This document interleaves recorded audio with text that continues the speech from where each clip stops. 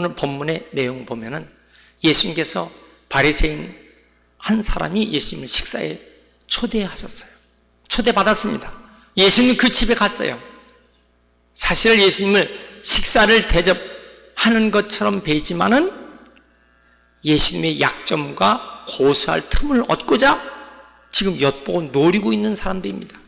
여러분, 우리가 1절 보세요. 누가복음 14장 1절에 안식일에 예수께서 한 바리새인 지도자의 집에 떡 잡수시러 들어가시니, 초대받아서 들어가셨는데 그들이 엿보고 있는지라. 뭘 엿보고 있습니까? 예수님을 고소하려고. 그래서 감옥에 집어넣으려고, 트집을 잡으려고. 자, 그런데 그때에 한 사람이 이런 말을 했습니다. 그것이 15절이에요. 함께 먹는 사람 중에 하나가 무릇 하나님의 나라에서 떡을 먹는 자는 복되도다. 그때에 예수님께서 이 잔치에 대한 말씀을 지금 하시는 것입니다. 자, 예수님 어떤 이야기를 하십니까? 한 사람이 큰 잔치를 배설했어요.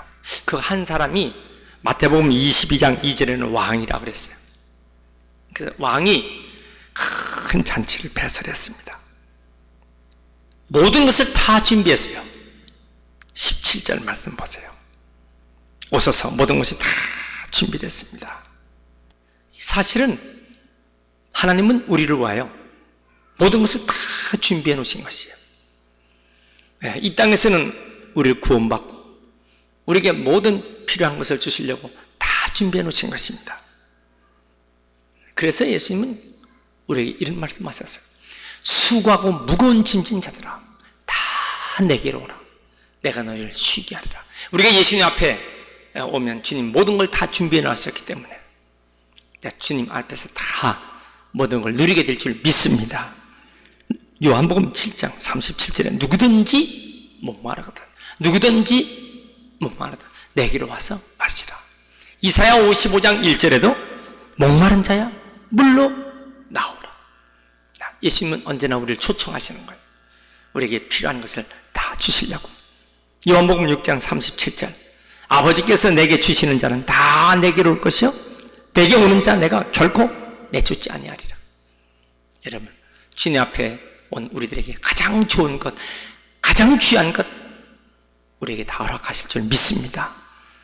천국에는 영원한 잔치가 있지만은 이 땅에서는 예배라는 잔치가 있어요. 사실 천국에는 예수님이 우리의 신랑이 되시고 우리 성도들은 신부가 되는 거예요. 그러므로 요한계시록에는 신랑 되신 예수님, 신부 되는 교회예요. 어린 양 혼인잔치, 그 표현은 예수님을 신랑으로 그리고 우리는 신부로서 이렇게 맞이하는 천국 잔치를 말씀했습니다. 그런데 이 땅에서는요, 그러한 모습을 영적으로 모형으로 준 것이 예배라는 잔치를 우리에게 주신 것이에요. 하나님의 통치 하에 있는 교회는 예배를 통해서 사죄의 은총을 받는 거예요. 우리의 잘못된 죄가 용서받고 십자가의 보혈의 피로 우리가 용서를 받고 그리고 기쁨으로 감사하면서 예배하는 모습. 성령께서 우리에게 은혜를 주셔서 마음의 상처가 치유되고 그리고 죄를 이기게 하는 거예요. 예배를 드리고 나갈 때 보면 용기가 생겨나, 비전과 꿈이 생겨나는 거예요. 우리가 모든 악한 죄도 다 이길 수 있는 그런 힘을 예배를 통해서 주실 줄 믿습니다. 그래서 예배의 은혜를 받는 것입니다. 네, 은혜를 받았기 때문에 카리스 그런 말을 합니다. 우리가 예배에 은혜를 받으면 다 기쁨으로 바꿔지는 것입니다. 여러분, 예배를 통해서 하나님의 기쁨이 여러분들에게 임하길 축원합니다. 따라합시다. 주여 우리에게 은혜를 주옵소서. 은혜를 주옵소서. 은혜를 받은 사람은요 기쁨으로 이 세상을 승리하며 살아갈 수 있어요. 어떤 문제 앞에도 이겨나갈 수 있는 기적의 역사가 나타나는 것입니다. 그런데 오늘 본문에 보니까 주님이 초청한 그 초청자리, 다시 하나님이 초청한 그 초청자리, 주인이 모든 것을 다 준비해놓고 초청했는데 그 초청을 거절한 사람이 있어요. 17절에 보면. 사실 손님들이 많이 와야 주인은 기쁘거든요. 결혼식 그러면 혼주가 결혼식 다 준비되는데 사람들이 많이 오질 않아. 그럼 얼마나 마음이 아프겠어요. 이 잔치를 초대하고 모든 준비가 다 완료됐는데 좀 오세요. 좀 오세요. 그러니까 18절의 말씀 보세요. 18절 다 같이 시작. 다 일치하게 사양하여, 다 일치하게 아주 짜고 한 것처럼 말해요. 그는 뭐라고 변명을 합니까? 나는 밭을 샀으니 풀값을 나는 안 됩니다. 밭을 돌아봐야 되니까. 또 한 사람은 뭐라 그랬어요? 나는 소 5겨리를 샀으니까 그거 돌아봐야 됩니다. 또 한 사람은 뭐예요? 난 장가 들었으니까 난 갈 수가 없습니다. 다 모두 거절하는 거예요. 이 주인이 얼마나 황당하겠어요. 아주 난감한 표신 낼 수밖에 없어요. 그런데 그들이 핑계댄 걸 보면요, 그게 합당하지 않는 것입니다. 이 궁색한 핑계를 대는 거예요.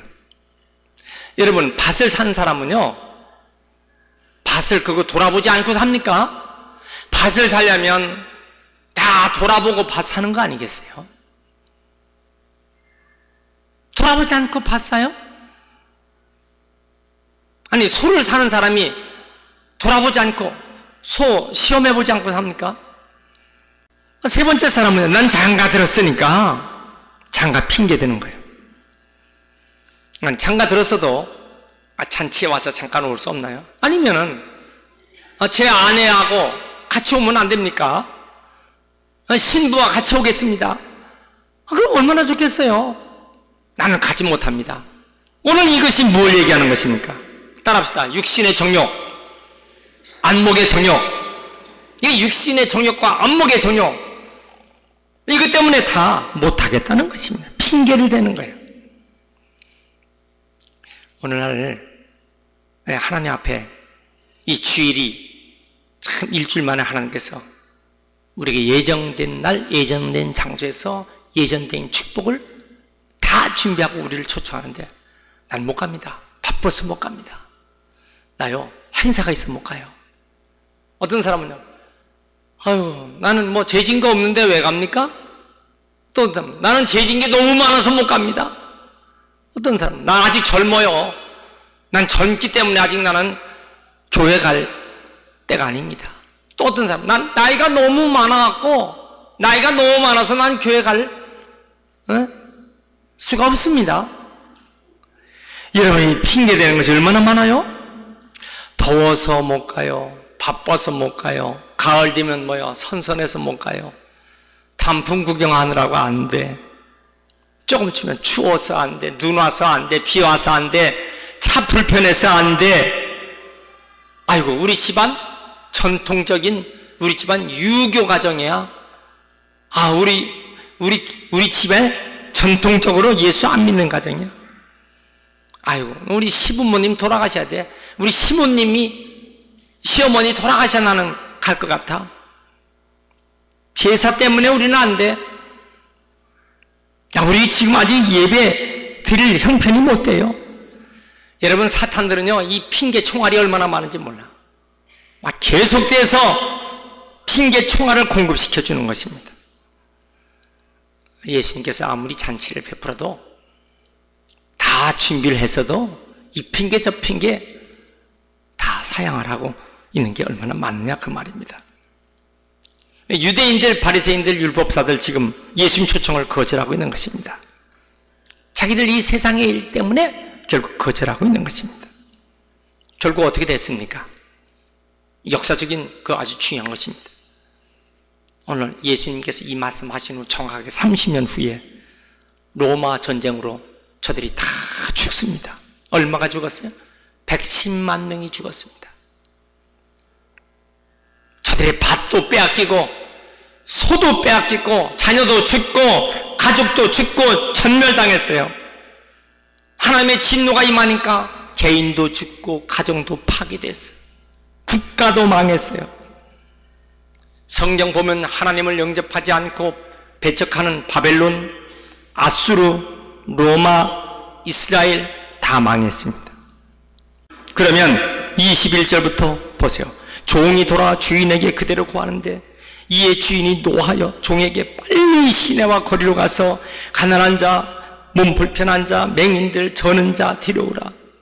불편한 자도 다 데려오라. 몸이 불편한 자도. 그 사실 이런 사람들은, 몸이 불편한 사람은요, 사람과 가까이 하기 쉽지 않아요. 귀찮거든요. 근데 그 다음 보세요. 종이 주인에게 명하여 그대로 했습니다. 아직도 그런데 자리가 있습니다. 그런데 주인이 종에게 길과 산울가로 나가서 사람을 강권하여 들어다 내 집을 채우라. 이 성경을 잘 보면요, 이 주인이 3번이나 권면한 사실이 나옵니다. 첫 번째는 17절이에요. 청하였던 자들에게 또 종들을 보냅니다. 아니, 우리는 초청장을 한번 주면 그걸로 끝나죠? 이스라엘에서는 잔치가 초청장을 주고 그 다음에 사람을 또 보내는 거예요. 자, 그런데 두 번째 보세요. 21절. 종들이 또 나가는 거야. 이제는 어디로? 시냇가로 골목으로 나가는 거예요. 자, 그런데요, 세 번째 보세요. 23절입니다. 주인이 종들에게 길과 산울가로 가라 그랬어요. 길이라고 하는 것은 도시와 도시, 동네와 동네를 서로 연결하는 것이 길이에요. 산울가라는 것은 사람들이 거긴 잘 안 살아요. 가난한 사람들이, 소외된 사람들이 오두막집, 움막 짓고 사는 곳이 산울가거든요. 자, 저들은 너무 가난해서 사람들과 접촉하기를 싫어해요. 응? 그런데 그곳에 가서 데려오라는 것이에요. 강권에서. 여기서 읽을 수 있는 것이 뭡니까? 하나님의 열심, 예, 하나님의 극심한 본심. 그 뭐냐? 그 말이에요. 여러분, 우리 교회가, 우리 모든 성도들이, 직분자들이 알아야 할 것이 있어요. 교회에서 우리가 영적인 권위를 세우려고 하는데 직분 가지고 세울 것이 아니라 하나님의 본심을 이해하고 있느냐, 이게 중요한 것이에요. 누가 하나님의 본심을 가장 깊게 알고 있는 사람이냐, 이것으로 여러분들 집사 직분, 권사님 직분이 결정된다. 누가 더 거룩한 열정이 있느냐는 것이에요. 누가 하나님의 마음에 대해서 더 거룩한 열정이 있느냐. 아멘 합시다. 크게 아멘 하세요. 쓸데없는 자기 권위를 세우려고 교회에서 하지 마세요. 내가 하나님을 사랑하는 열정이, 나를 보라. 내가 하나님을 사랑하는 열정, 난 이것으로 기도 열심히 하고, 예배 열심히 하고, 영혼 구원에 열심히 하고. 지금 이것을 얘기하고 있는 것입니다. 그래서 누가복음 15장에 보면 잃어버린 양 한 마리를 찾는 이야기, 그 다음에 잃어버린 드라크마 하나를 찾는 한 여인의 마음, 그리고 탕자 아들이 그 멀리서 초췌한 모습으로, 상가가 아직 먼데 달려나가서 그 아들을 끌어안고 입을 맞추고, 그리고 옷을 입히고 가락지를 끼고 신발을 신고 목욕을 시키고 송아지를 잡고 잔치하는 이 모습이 누구의 마음이냐, 그 말이에요. 이것이 우리 하나님 아버지의 마음이다. 이것이 우리 주님의 마음이다. 사랑하신 영락교회 성도 여러분, 직분자 여러분, 이 마음을 알고 신앙생활하는 사람이 효자입니다. 아버지의 마음을 알고 하는 사람이 효자예요. 믿습니까? 지금 아버지가 어떤 마음으로 어떤 생각을 하는가를 전혀 읽지 못하고 재고집 부리고 지 멋대로 하고, 이건 불효지요. 지금 아버지의 그 마음을 읽을 수 있는 사람, 잃어버린 한 영혼을 찾기 위해서 얼마나 애타게 찾아다니고 있느냐 하는 것입니다. 성경에 보니까요, 이 주인의 초청을 거절했을 때 주인이 얼마나 노했는지, 분노한 주인입니다. 근데 그 분노를 막 표현하는데 그 자리에 거절한 사람은 없는 거예요. 지금 누가 주인의 분노를 지금 듣고 있습니까? 종들이 듣고 있는 거예요. 저는 오늘 이 말씀을 가지고 이렇게 생각합니다. 자, 이 설교할 때 제가 답답한 게 뭐냐면 정말 이 음성을 들어야 할 사람은 여기 없어요. 정말 이 설교를 들어야 할 사람은 여기 없고 딴 데 있거든요. 지금 딴 데서 즐겨하고 있는 거예요. 그런데 이 이야기를 지금 봐요. 주인의 분노하는 모습을 듣고 얘기를 듣는 사람은 종들이 지금 듣고 있는 거예요. 근데 그 종들이 분노하는 음성을 듣고 거절한 사람 때문에 분노하는 그 분을 바라는 주인의 그 모습을 보고 어떤 모습입니까? 주인의 간절한 심정을 자신의 마음으로 받아들이는 거예요. 우리 주인이 저 어떤 마음이 있는가 이걸 자기가 받아들인 거예요. 그리고 주인의 마음과 종의 마음이 일치하는 거예요. 그렇지. 내가 지금 저 주인의 그런 마음을 이해해 주지 않는다면 내가 주인의 낯을 뵐 면목이 없지. 그래서 주인의 분노가 나의 분노요, 주인의 아픔이 나의 아픔이요. 그래서 그 심정으로 나가서 강권하라는 말에 이 종들이 나가서 한 번 가서 강권하고 두 번 가서 강권하고 이 강권이라는 말이 뭐냐면 아주 손을 비틀어까지 강제적으로 한 표현이 아니라 사랑을 담아서 사랑을 다 해서 강권해서 좀 와줘, 이 잔치에 좀 와줘, 이렇게. 그래서 결국은 어떻게 해요? 길과 동네와 시냇가에까지 가서 예, 내가 알았어요, 갑니다. 따라합시다. 예, 알았어요, 갑니다. 이 대답을 듣고 아주 수긍을 들을 때까지 했다는 얘기예요. 종들이 이 주인의 마음을 그대로 전했다는 얘기입니다. 그래서 결국 이 잔치자를 채우라 하는 것입니다. 사도 바울은 이 모습을 가지고요, 사도 바울은 이렇게 느꼈어요. 고린도전서 9장 16절에 내가 복음을 전하지 아니하면 내게 화가 미친다. 여러분, 우리는 복음을 전할 때 복음을 받지 않으면 물론 그 받지 않은 사람은 지옥 갑니다. 영원한 멸망에 지옥 갑니다. 그런데 그것을 전하지 않는 내게도 진노의 심판이 내릴 것 같은 두려운 마음으로 나는 복음을 전한다, 이 얘기입니다.